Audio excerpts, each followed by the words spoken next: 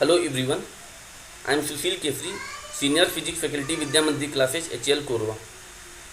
Today we are going to discuss CT2. So there are 8 questions in the CT2, 8 questions of physics. So we will discuss one by one. So question number 1 is, which of the following statements about the nature of the image formed in the plane mirror is wrong? तो question में ये है कि कौन सा जो statement है वो रॉन्ग है about the nature of the image form in a plane mirror. So options are, height of the image is equal to height of the object, height of the image depends on the distance of the object from the mirror, left of the object appears on the right of the image and right of the object appear on the left of the image, and option D is image is formed erect with respect to the object. तो यहाँ पे हमें देखना है कौन सा statement false है और वही आंसर होगा. हाइट ऑफ द इमेज तो हाइट ऑफ ऑब्जेक्ट के इक्वल ही होता है प्लेन मिरर में, एकदम सही चीज़ है. B, height of the image depends on the distance of the object from the mirror. ये ऐसा नहीं है, हाइट ऑफ द इमेज जो है वो हमेशा हाइट ऑफ द ऑब्जेक्ट के बराबर ही होगा, doesn't depend on the position और distance of the object from the mirror. So option B will be the right answer. Option C और डी को भी हम चेक कर सकते हैं, तो ये ऑप्शन सही है. ऑप्शन सी क्या है, left of the object appear on the right of the image and right of the object appear on the left of the image. तो ये एक प्रॉपर्टी है, लेटरल इन्वर्जन की प्रॉपर्टी है. B, option D is image is erect with respect to the object, तो ये भी सही है, एकदम सही है. तो B will be the right answer. Are candles, light bulb, flame, CFLs, light tubes, kerosene lamp etcetera man made are natural source of light.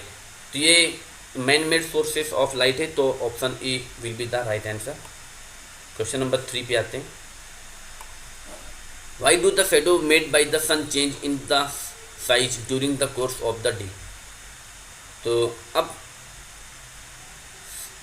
सन की वजह से जो शेडो बनता है दिन में, तो उसका साइज क्यों चेंज होता है ये पूछा हुआ है. तो because the sun appears to move across the sky during the course of the day. तो इस वजह से जो साइज ऑफ द शेडो होता है वो वेरी करता है, और सबसे जो छोटा साइज होगा वो 12 नून पे होगा, क्योंकि वो उस टाइम पे जो 12 जो सन की पोजीशन होती है वो हमारे सर के एकदम ऊपर होती है, तो उसका जो इमेज बनेगा वो एकदम नीचे बनेगा और स्मॉलेस्ट इन द साइज बनेगा. Question number 4, 3 identical towels of the green, blue and red colors are hung on a cloth line in the sun. What would be the color of the shadow of these towels? So there are 3 different colored towels, and we have to find the color of the shadow of these towels. Here we know that the color of the shadow doesn't depend on the color of the object. So option A will be right, because the color of the shadow doesn't depend on the color of the object. The shadow is always black in the color, so all 3 towels will form the same color shadow. तो ये इसका answer हो जाएगा. Option B check कर लेते हैं. The colour of the shadow depend on the colour of the object, नहीं, ये तो रॉन्ग है. So all the 3 towels will form the same color shadow as their original color, तो ये रॉन्ग हो जाएगा. C is the both, D is the none. So option A will be the right answer. Question number 5 पे आते हैं.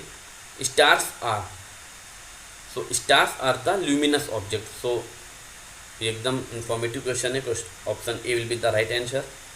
Moon comes in between the sun and earth is, तो जब sun और earth के बीच में moon आता है, तो ये just एक informative question है. You can easily check it.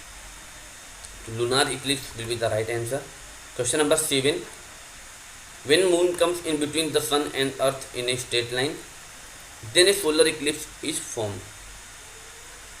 The eclipse occurs because of the formation of shadow of the moon on the earth. So the B option will be the right answer. Option A पढ़ लेते हैं. Formation of a shadow of the earth on the moon, reflection of light by the earth, no. Reflection of light by the moon, no.